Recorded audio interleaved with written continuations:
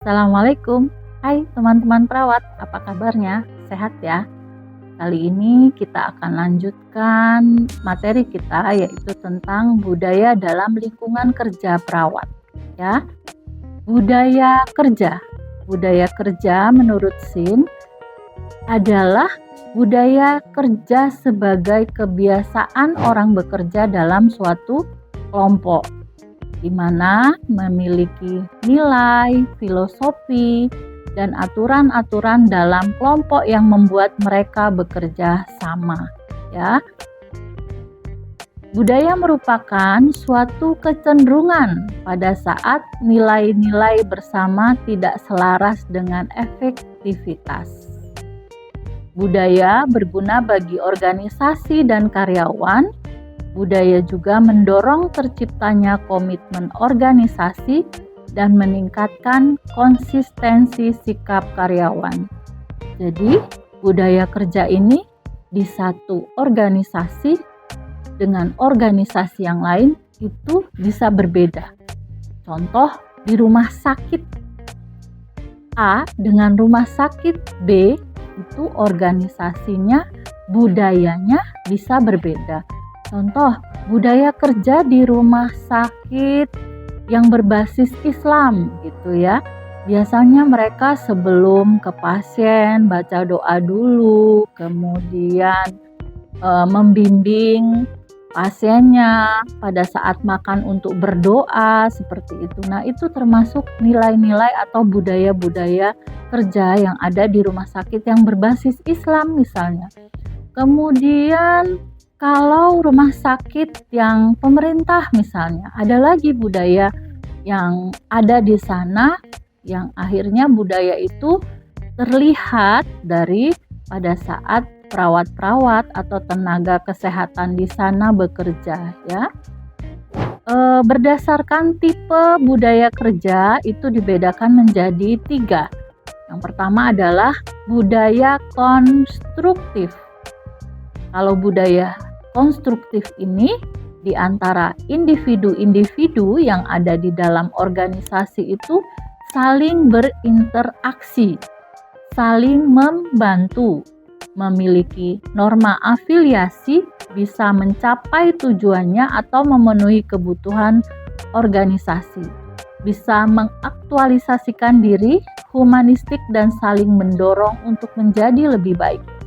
Jadi kalau yang budaya konstruktif ini antara individu yang satu dengan individu yang lain itu saling berinteraksi, saling mendorong untuk maju bersama, saling bekerja sama untuk mencapai tujuan bersama.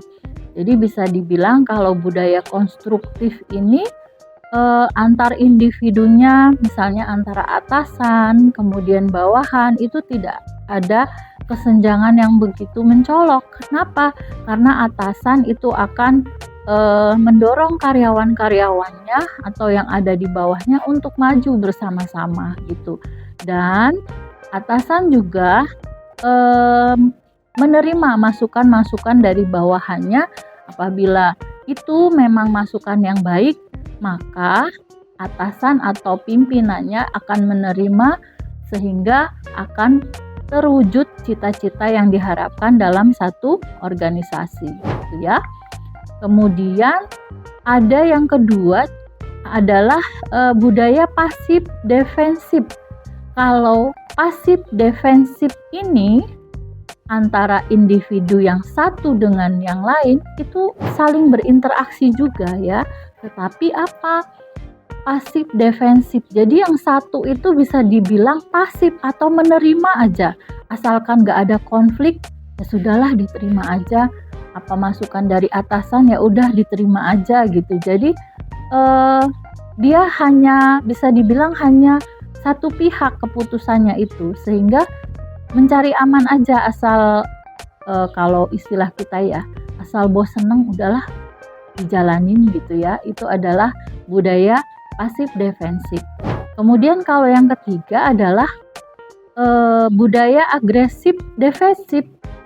Budaya agresif defensif adalah individu dengan budaya ini akan memaksakan kehendak untuk melindungi statusnya, bersikap oposisi, mengutamakan kekuasaan, sangat kompetitif dan perfeksionis. Jadi bisa dibilang kalau agresif defensif ini apa?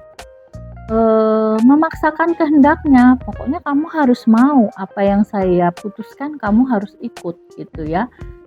Saya berkuasa di sini, kamu harus ikut saya gitu. Jadi memaksakan kehendaknya kepada bawahannya seperti itu. Jadi itu adalah contoh 3 budaya yang sering ada di satu organisasi ya. Nah, teman-teman, itu tadi kita bahas tentang budaya kerja. Apabila dirasa materi ini bermanfaat, jangan lupa like, subscribe, dan share ke teman-teman yang lain ya. Assalamualaikum.